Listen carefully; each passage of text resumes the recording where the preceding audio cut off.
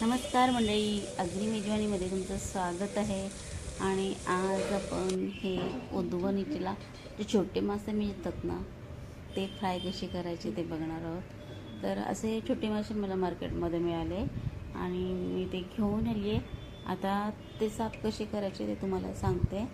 तर हे छोटे मासे चवीला खूप छान असतात, कारण हे उदवण म्हणजेच वल्गणीला मिळाले असतात आणि हे पेरीचे असतात, म्हणजेच गावळीचे असतात. तर हे तुम्ही बघू शकताय, खूप फ्रेश आहेत. तर यांना असं सुरीच्या मदतीने यांची खवळं काढून घ्यायची. नुसते तुम्हाला नख असेल तर नखाने सुद्धा याची खवळं निघतात. पोट फोडायचं आणि पोटातलं जे पित्त आहे ते काढून टाकायचं. जर तुम्ही याच्या पोटामध्ये जास्त घाण नसते, पण ती काही थोडीफार घाण असते, ती काढायची असते.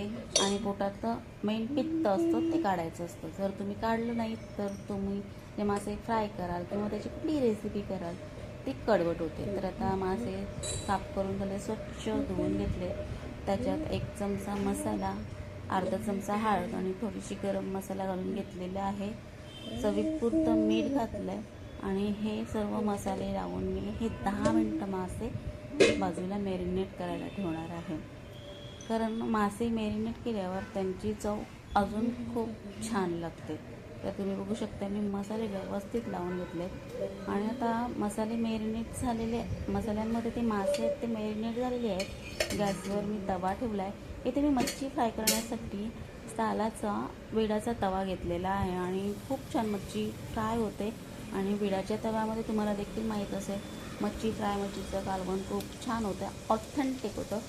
तर आता मी त्यामध्ये तेल घालून घेतलं आहे. 1 चमचा तेल घातलं आहे आणि वरून ठेचलेलं लसूण घातलं आहे. मी मासे मॅरिनेशनला लसूण घातलं नव्हतं, तर मी आता हे तेलामध्ये लसूण परतून घेतलं. त्यामुळे लसणाचा जो अर्क आहे तो तेलामध्ये उतरलेला आहे आणि त्याद्वारे तो मच्छीमध्ये जाणार आहे. आणि हे छोटे छोटे मासे मी आता तव्यामध्ये घातले. तवा व्यवस्थित तापवून घ्यायचा, नाहीतर तव्याला मासे चिकटण्याची शक्यता असते. पण हा बिडाचा तवा चांगला सीझन झालेला आहे, त्यामुळे ते मासे काही चिकटत नाही. जर तुमच्याकडे साधा कुठला तवा असेल तर मात्र तवा व्यवस्थित टाकून द्या. आता हे सर्व मासे मी तव्यामध्ये घातलेले आहेत. आता हे मासे 3 ते 4 मिनटं मंद आचेवर फ्राय करून घ्यायचे आहेत.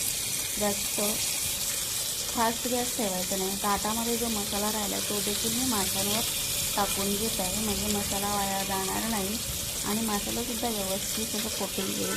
अजून एक तुम्हाला सांगते, जर तुम्हाला कोटिंग माशावर आवडत असेल, आमच्या घरात फक्त मसाल्यांची कोटिंग आवडते, तर यामध्ये थोडं तांदळाचं पीठ घातलं तर मसाल्याला अजून छान अशी कोटिंग येते.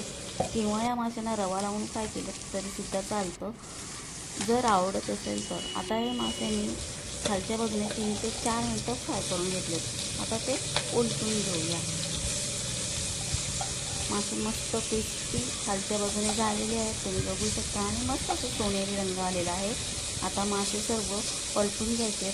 हे माशांना चवीला खूप भारी लागतात आणि वल्गणीचे असल्या कारणाने यांना चव खूप अप्रतिम असते.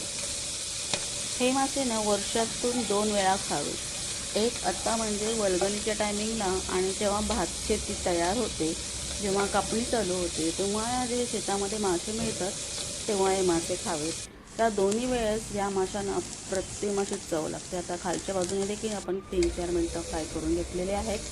फ्राय करताना गॅस मंद आचेवर ठेवा, म्हणजे हे मासे मस्त असे क्रिस्पी होतात.